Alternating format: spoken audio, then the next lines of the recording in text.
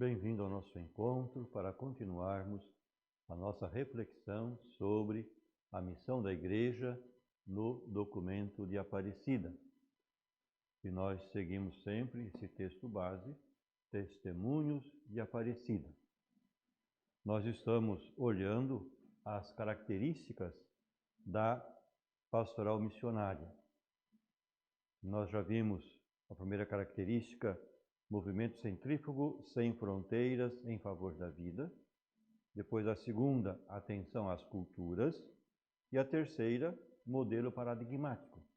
Hoje vamos olhar a quarta característica da pastoral missionária, que é o querigma ou o primeiro anúncio. Aparecida introduz dois elementos a mais, também muito fundamentais, para que se dê uma pastoral missionária. O primeiro é o acento no querigma e o segundo é a questão da totalidade. Não pode haver uma pastoral missionária que não leve em conta como ponto de partida o querigma. Se chama também primeiro anúncio. Esse anúncio que não é dirigido à cabeça, mas dirigido ao coração. Não é um assunto de ideias, mas de comunicação de experiências de fé, de coração a coração, num contexto emotivo e, às vezes, altamente afetivo, como quando acontece na casa. E aqui vale a pena nós olharmos um pouco aquilo que o Papa Francisco fala sobre o assunto na Evangelii Gaudium. No número 165, o Papa diz o seguinte: toda a formação cristã é primariamente o aprofundamento do querigma que se vai cada vez mais e melhor fazendo carne, que nunca deixa de iluminar a tarefa catequética e permite compreender adequadamente o sentido de qualquer tema que se desenvolve na catequese. É o anúncio que dá resposta ao anseio infinito que existe em todo o coração humano. É o anúncio que dá resposta ao anseio de infinito que existe em todo o coração humano. A centralidade do querigma, diz o Papa, requer certas características do anúncio que hoje são necessárias em toda parte. Quais características? Que exprima o amor salvífico de Deus como prévio à obrigação moral e religiosa. Somos amados por Deus e, como resposta ao amor de Deus por nós, então assumimos alguns compromissos. Portanto, primeiro não vem o compromisso, primeiro vem o fato de sermos profundamente, infinitamente amados por Deus. Que não impõe a verdade, mas faça apelo à liberdade. O anúncio não é imposição, mas é um convite para conhecer melhor a verdade e assim depois se apela para a liberdade. Que seja pautado pela alegria, o estímulo, a vitalidade e uma integralidade harmoniosa que não reduz a pregação a poucas doutrinas, por vezes mais filosóficas e evangélicas. Isto exige do evangelizador certas atitudes. Exige certas atitudes que ajudam a acolher melhor o anúncio. Quais são as atitudes? Proximidade, fazer-se próximo, abertura ao diálogo, estar atento, aberto para o diálogo, paciência, acolhimento cordial que não condena. Então essas atitudes são fundamentais para poder trabalhar esse primeiro anúncio, o anúncio de que Deus nos ama, nos salva em Jesus Cristo e por isso nos convida a seguir Jesus. O documento de Aparecida, no número 145, chama nossa atenção para essa verdade. Vamos olhá-lo mais de perto. Aparecida 145 diz o seguinte: quando cresce no cristão a consciência de pertencer a Cristo, em razão da gratuidade e alegria que produz, cresce também o quê? Cresce também o ímpeto de comunicar a todos o dom desse encontro. Então, quando cresce no cristão a consciência de pertencer a Cristo, e nós pertencemos a Ele desde o nosso batismo, então cresce também o ímpeto de comunicar a todos o dom desse encontro com Jesus. Esse encontro que transformou a nossa vida. Esse encontro renovado constantemente, que vai renovando constantemente a nossa vida. A missão não se limita a um programa ou projeto, diz Aparecida, mas é compartilhar. Compartilhar o quê? Compartilhar a experiência do acontecimento do encontro com Cristo. Testemunhá-lo e anunciá-lo de pessoa a pessoa, de comunidade a comunidade e da igreja a todos os confins do mundo. Depois, no número 146, afirma-se: Bento XVI nos recorda que o discípulo, fundamentado assim na rocha da palavra de Deus, sente-se motivado a levar a boa nova da salvação a seus irmãos. Discipulado e missão são duas faces da mesma moeda. Dizia o Papa, quando o discípulo está apaixonado por Cristo, não se pode deixar de anunciar ao mundo que só Cristo nos salva.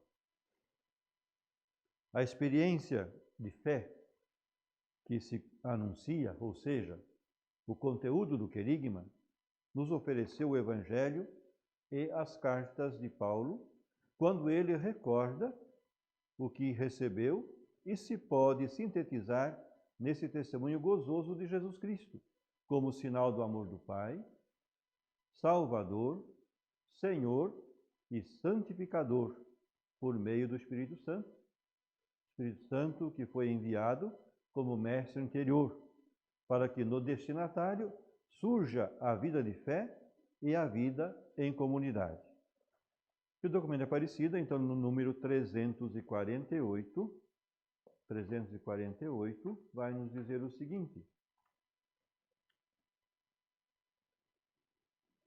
o anúncio do querigma convida a tomar consciência desse amor vivificador de Deus que nos é oferecido em Cristo morto e ressuscitado. Isso é o que, por primeiro, necessitamos anunciar e também escutar, porque a graça tem primazia absoluta da vida cristã e em toda a atividade evangelizadora da Igreja. Pela graça de Deus, sou o que sou. É a consciência de São Paulo. Então, esse anúncio, o querigma, é esse anúncio de que em Jesus Cristo, morto e ressuscitado, a salvação é oferecida a todos e cada um de nós. Esse anúncio vivido e proclamado aos outros como boa notícia, uma notícia de vida e de começo da fé, como encontro com Jesus. E aí, Aparecida, no 243, vai dizer o seguinte, documento de Aparecida, número 243. O acontecimento de Cristo é, portanto, o início desse novo sujeito, que surge na história e a quem chamamos discípulo. Então, é do encontro com Cristo que nasce o discípulo. Não se começa a ser cristão por uma decisão ética ou uma grande ideia, mas através do encontro com um acontecimento, um encontro com uma pessoa que dá novo horizonte à vida e, com isso, uma orientação decisiva para a vida. Um encontro que marca profundamente a vida daquele que se deixou encontrar por Jesus. Isso é justamente o que, com apresentações diferentes, todos os evangelhos nos têm conservado como sendo o início do cristianismo. Um encontro de fé com a pessoa de Jesus. Portanto, o início do cristianismo é o encontro de fé com a pessoa de Jesus. Isso vale para todos nós. Se não nos encontramos com Jesus, não seremos seus discípulos, não seremos cristãos. E a Aparecida, no número seguinte, vai dizer o seguinte: a própria natureza do cristianismo consiste, portanto, em reconhecer a presença de Jesus Cristo e segui-lo. Então, a natureza do cristianismo consiste em quê? Reconhecer a presença de Jesus e segui-lo. Ser cristão é sinônimo de ser discípulo de Jesus, de ser seguidor de Jesus. Essa foi a maravilhosa experiência daqueles primeiros discípulos que, encontrando Jesus, ficaram fascinados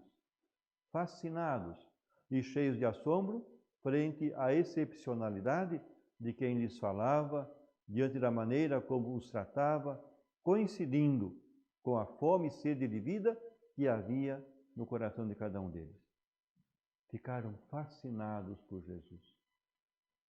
Nós precisamos dessa capacidade de fascinação diante da pessoa e do mistério de Jesus, pois só assim seremos autênticos discípulos, seremos autênticos diálogos, ou melhor, seremos autênticos cristãos, seguidores de Jesus Cristo.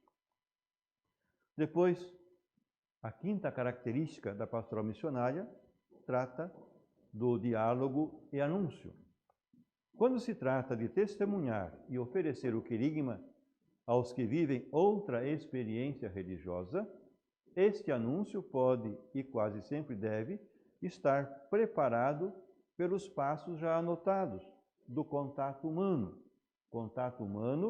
e diálogo interreligioso. Diálogo e anúncio se interrelacionam estreitamente. O cardeal Arinze, falecido cardeal Arinze, certo dia disse o seguinte: o diálogo interreligioso é um encontro de pessoas de diferentes religiões numa atmosfera de liberdade e de abertura. Portanto, é encontro de pessoas de diferentes religiões numa atmosfera de liberdade e de abertura. Para quê? Para escutar ao outro, para entender a religião dessas pessoas. O que mais? Para buscar possibilidades de cooperação com a esperança de que haja na outra pessoa reciprocidade. Então, voltamos ao nosso texto de Aparecida, no número 237. 237, Aparecida 237, diz o seguinte: o diálogo interreligioso, em especial com as religiões monoteístas, fundamenta-se justamente na missão que Cristo nos confiou, solicitando a sábia articulação entre o anúncio e o diálogo como elementos constitutivos da evangelização. Anúncio e diálogo, elementos constitutivos da evangelização. Com tal atitude, a Igreja, sacramento universal de salvação, como nos ensinou o Concílio Vaticano II, a Igreja então reflete a luz de Cristo que ilumina todo o homem, como diz São João. A presença da Igreja entre as religiões não cristãs, é feita de empenho, que mais? Discernimento e testemunho, apoiados na fé, na esperança e caridade teologais, nas três virtudes teologais que recebemos de Deus no nosso batismo. E no 238, a Aparecida diz: mesmo quando o subjetivismo e a identidade pouco definida de certas propostas dificultam os contatos, isso não nos permite abandonar o compromisso e a graça do diálogo. Em lugar de desistir, é necessário investir no conhecimento das religiões, no discernimento teológico pastoral e na formação de agentes competentes para o diálogo interreligioso, atendendo às diferentes visões religiosas presentes nas culturas de nosso continente. O diálogo interreligioso não significa que se deixe de anunciar a boa nova de Jesus Cristo aos povos não cristãos, mas anunciado com mansidão e respeito por suas convicções religiosas. Essa sábia articulação entre diálogo interreligioso e anúncio pode explicitar-se um pouco mais adiante em algumas perguntas e nas respostas que damos às mesmas. O diálogo é um simples meio para o anúncio? Não, não é um simples meio para o anúncio. O diálogo é uma forma de evangelização em si mesmo? Sim, o diálogo é uma forma. Como foi dito antes, é um elemento essencial da evangelização. Então, pode estar só sem o anúncio? Pode estar só. Pode ser que primeiro venha o diálogo, para depois vir o anúncio. De tal forma que possa prescindir do anúncio? Não, não pode prescindir do anúncio. O diálogo pode vir antes, mas o anúncio terá que vir na sequência. É o diálogo livremente intercambiável com o anúncio? Não. O diálogo exige deixar na sombra as próprias convicções religiosas? Não. Se eu não tenho convicção profunda da minha fé, da minha religião, eu não vou conseguir dialogar com o outro, que também precisa ter convicção da sua convicção religiosa. Porque senão, se não existe convicção, o que vai acontecer? Um vai dominar o outro no diálogo. E não é esse o papel do diálogo. Existem diversas formas de diálogo. Sim, existem diversas formas. O diálogo da vida diária, o diálogo da ação em vista da cooperação, o diálogo teológico entre peritos e o diálogo das experiências religiosas, como aquele diálogo entre Chiara Lubich, católica, e Nikhil Nivano, budista.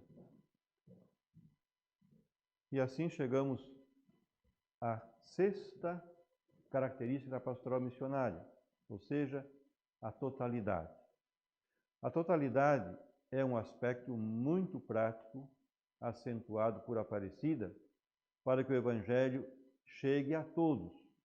O Evangelho precisa chegar a todos, sem excluir ninguém, e para que todos se sintam de verdade participantes na igreja, de tal modo que ninguém se considere um anônimo na mesma, uma espécie de zero à esquerda. Essa totalidade exige setorização e fomento das pequenas comunidades. E Aparecida, no número 372, 372, vai nos dizer o seguinte. Aparecida 372, logo no início do parágrafo. Levando em consideração as dimensões de nossas paróquias, é aconselhável a setorização em unidades territoriais menores, com equipes próprias de animação e coordenação, que permitam maior proximidade com as pessoas e grupos que vivem na região. É recomendável que os agentes missionários promovam a criação de comunidades de famílias que fomentem a colocação em comum de sua fé cristã e das respostas aos problemas.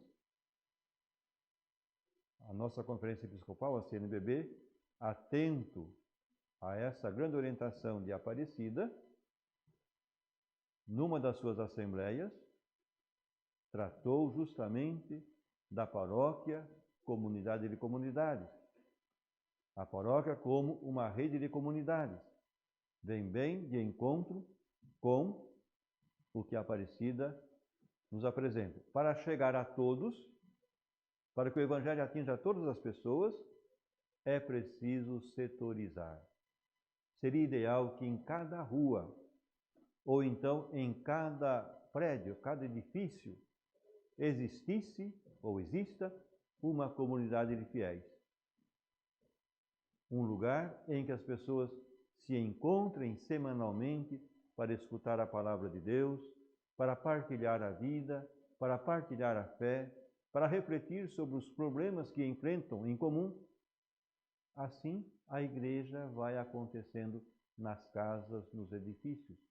Assim, o Evangelho pode chegar a todas as pessoas. Precisamos estar atentos a isso. Muito bem, hoje paramos por aqui.